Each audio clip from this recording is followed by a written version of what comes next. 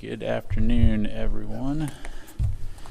Just a couple of things at the top, then I'll get right to your questions. Yesterday, Secretary Austin welcomed Singapore Minister of Defense Ng to the Pentagon for a bilateral meeting during which they reaffirmed the long-standing defense partnership between the United States and Singapore.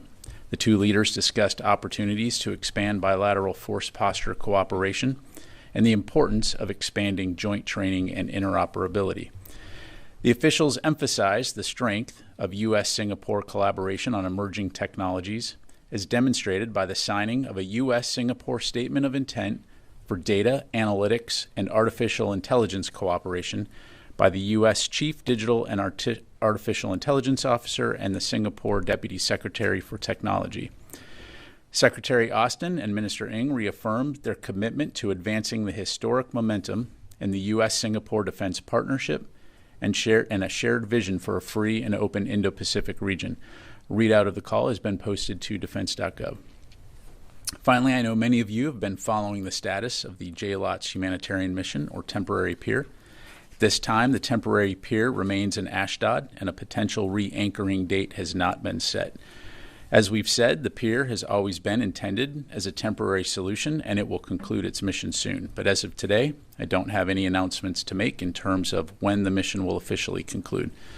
Very aware of the press and public interest, and will be sure to provide updates as appropriate. And with that, happy to take your questions. We'll go to AP Lita. Thank you, Pat. Pat, do you know if there is any U.S. military involvement at all in Ashdod as they try to get more aid in through that port? Is there any U.S. involvement at all in any of that?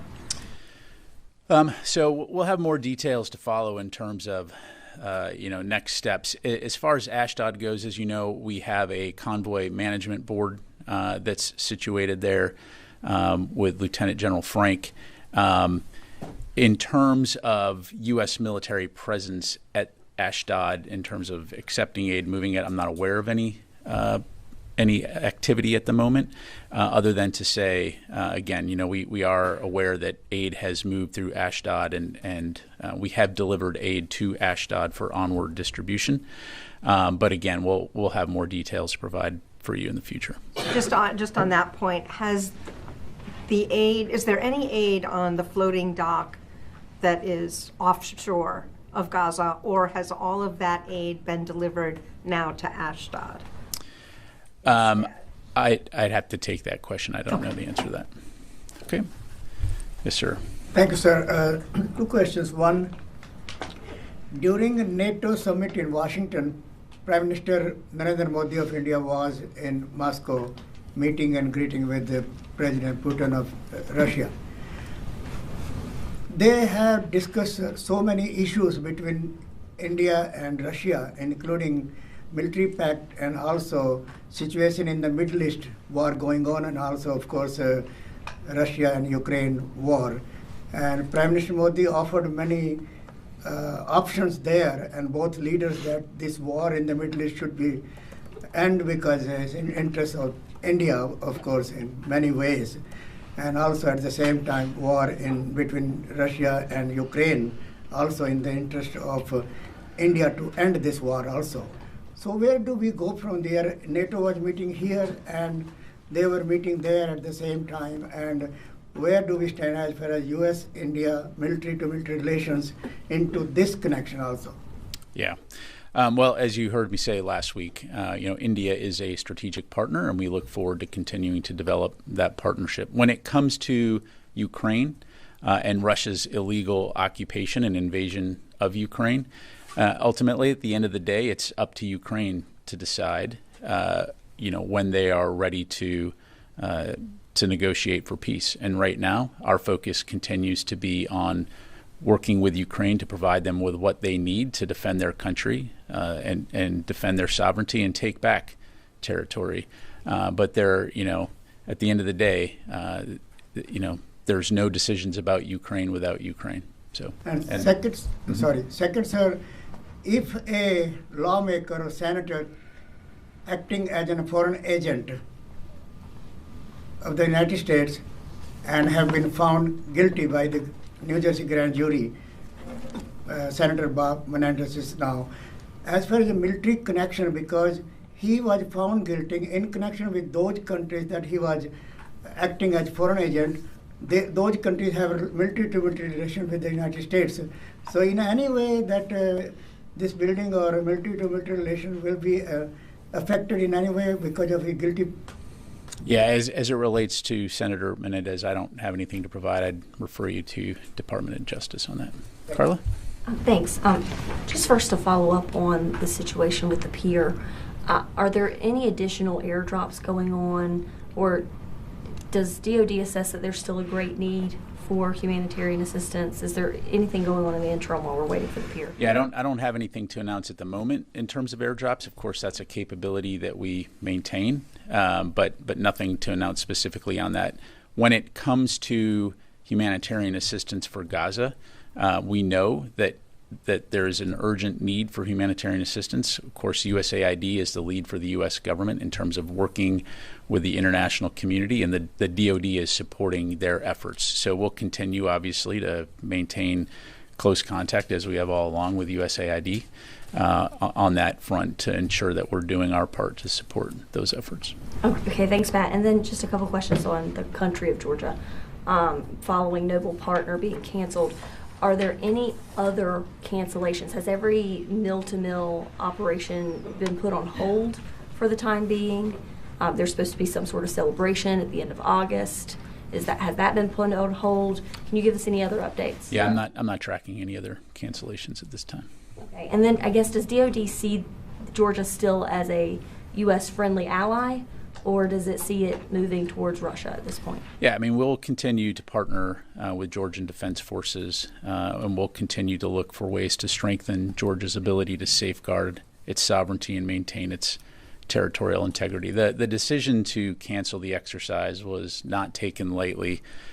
We place great consideration on the extensive value that allies and partners add to exercises such as Noble Partner. And so we're going to continue to look forward to future opportunities to cooperate with allies and partners. So I'll leave it there. Let me go to Constantine. Thanks, Pat. So CNN is reporting that remnants of 2 U.S.-made munitions were used in an Israeli missile strike on Sunday on a school in central Gaza. Does the Pentagon have a reaction or comment to that report? I mean, I've seen the press reports, but I'd have to refer you to Israel to talk about their operations. Okay. And just more broadly, this isn't the first time that reports like this have come out.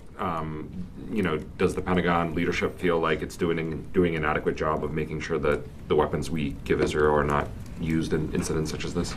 Well, look, I mean, we've been very clear to our Israeli partners on our view as it relates to mitigating civilian harm. And I think there's something I would hope we could all agree on. This war is undoubtedly tragic. Way too many civilians have died. It's heartbreaking to see the images that we see. And that's, I think, a main reason why you see the U.S. government working so hard to obtain a ceasefire between the factions that are fighting here. When it comes to the IDF operations, we continue to urge them both publicly and privately to take civilian harm mitigation into account. We know that they need to do more on this front, and we're going to continue to communicate that to them. I would also say, though, that Hamas bears some responsibility for this as well, in the sense that they continue to embed among the civilian population. And if they truly cared about the Palestinian population, one has to ask why they continue to build command and control nodes, barracks, armories, tunnels underneath the city, and put themselves in places where there's active military operations. So I'll just leave it there. Janie. Thank you, General. I have 2 questions. At the U.S. and South Korea summit last week, the 2 countries issued a joint statement on nuclear deterrence and approval of nuclear operational guidelines. Does the approval of nuclear operational guidelines refer to new guidelines that will enable the U.S. and South Korea to jointly respond to nuclear weapons in an emergency situation on the Korean Peninsula? Well, I think, again, our alliance with the Republic of Korea is ironclad, and we've been very clear that when it comes to extended deterrence, the United States it makes available all of its capability to support the defense of the Republic of Korea. Of course, this is a defensive alliance. We're not seeking to go to war, obviously, in the region, and we're seeking regional security and stability, and that will continue to be our focus. Thank you. And on China and Russia are conducting joint maritime exercise, including live fire. Do you see this as training aimed at the RIMPAC exercise? I'll let them speak to the rationale behind their exercises. It's, of course, something that we monitor closely, and will continue to do so. Let me go to the phone here real quick. Heather from USNI. Hi, thank you so much. So USS Dwight D. Eisenhower just returned from a 9-month deployment that everyone is calling unprecedented. So 2 questions. Based on what you're seeing or what the Pentagon has seen since February of 2021, does the Secretary of Defense predict that these extended deployments are going to become the norm? And then if so, and based on what's already been happening, what resources is the Pentagon offering the Navy in order to bolster up resilience among sailors who are stuck on a ship for 9 months?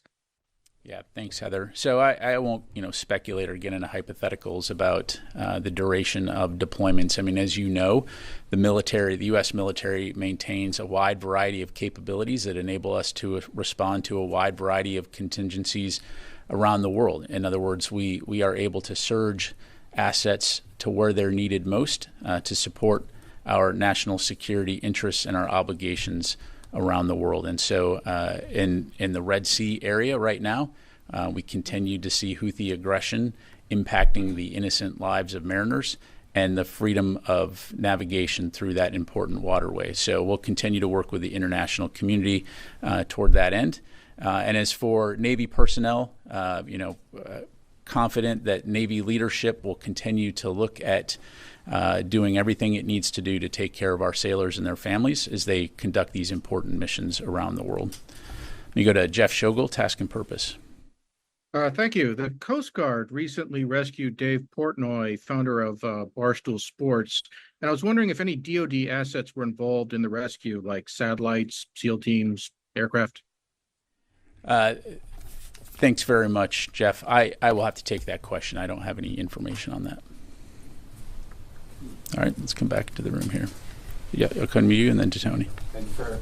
Jahazaib Ali from Airway News TV, Pakistan. Yesterday, 8 Pakistani soldiers were killed and dozens of them injured in a terrorist attack. A terrorist organization affiliated with the Tehrik-e-Taliban Pakistan claimed responsibility. Do you have any comments, any condolence about that? Well, certainly our thoughts and prayers are with the families of those soldiers that were lost. I know that as we've talked about in the past, Pakistan is in a tough fight at times when it comes to fighting terrorists in the region. And so certainly saddened to hear that. When it comes to counterterrorism, the U.S. and Pakistan have worked together in the past, and we continue to discuss ways that we can work together. And so I'll just leave it there. So Pakistani government and Pakistani military is asking for U.S. support.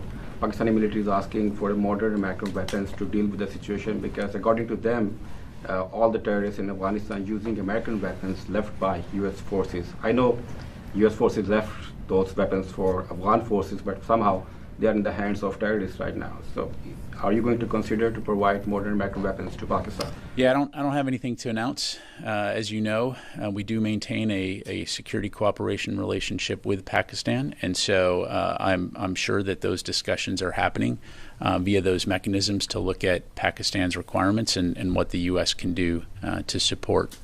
So I have one last question. So it is about the assassination attempt on President Trump. I don't know if U.S. military is involved in the investigations, but do you think that any foreign country involved in this kind of assassination attempt to create disturbance in this country? We have watching a lot of news stories on the media that maybe any foreign country, because we recently have seen that a foreign government and foreign intelligence agencies involved in the assassination attempt on U.S. citizens here in New York and also in Canada. So do you think that any foreign country can this? Yeah, I mean, as it relates to the attempted assassination of former President Trump, I would point you to Secretary Austin's statement over the weekend condemning the violence. Has absolutely no place in our democracy. As it relates to that attempt, I'd have to refer you to the FBI and the Secret Service for any questions on the investigation.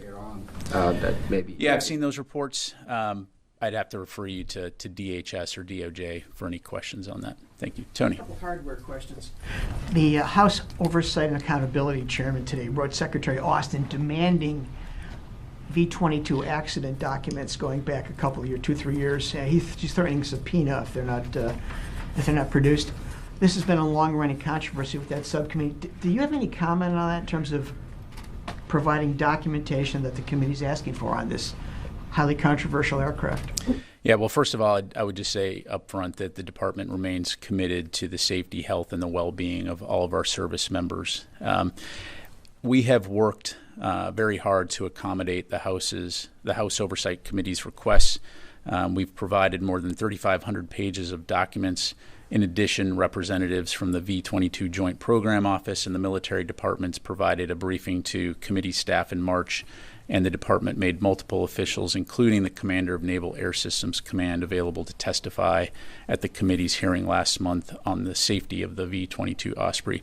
All that to say, we will continue to work with the committee to accommodate their requests, and we will continue to do everything we can to ensuring the safety of all of our aircraft platforms, including the V-22 Osprey. Less contentious, hypersonic weapons question. Last week at the NATO summit, the White House and NATO put out a statement saying that starting in 2026, the U.S.'s the Army's multi-domain task force will start fielding long-range fires to include the now developmental hypersonic weapon that the U.S. is working on. On June 28th, you put out a press release saying that the weapon successfully completed what they call an end-to-end test. My question is this: how close is this weapon to being deemed operationally suitable for production and eventual fielding? Will there be more tests, or was this the one big one that it had to pass for graduation? Yeah, so with regards to hypersonics, we will continue to develop a range of hypersonic-based programs. We'll work to accelerate development and testing on these programs. As you highlight, the Navy and the Army did recently complete a flight test of a hypersonic missile from the Pacific Missile Range in Hawaii. That test provided data on the performance of the conventional prompt strike and the long-range hypersonic weapon. For reasons of operation security, I'm not going to be able to get into details on future tests. I will say, though, that we remain committed to developing these hypersonic capabilities that support the national defense strategy. Yeah, you guys have spent like $12 billion over the last 5 years trying to develop this capability. You can't say whether this was the graduation test or whether there will be subsequent tests to prove it out more. What I would say is that the test marked a step forward for those programs, and I'll just have to leave it at that. Not graduation, but a step forward. I'll just a step forward, leave it at that. Thank you. Sir. Thank you, General. Regarding to the escalation of the border of Lebanon, do you still believe that escalation could lead to the wider war? Do you have still these concerns? And do you think that the diplomatic solution still exists? And what's your message to the both parties there? Well, sure. I mean, I think that a diplomatic solution does remain possible. So far, we have not seen a wider regional conflict. Tensions do obviously remain along the Israel-Lebanon border, and so we continue to stay in constant communication with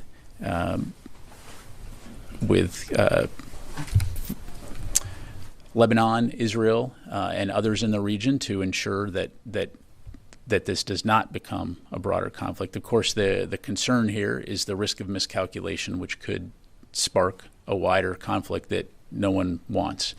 So we'll continue to stay very focused on that.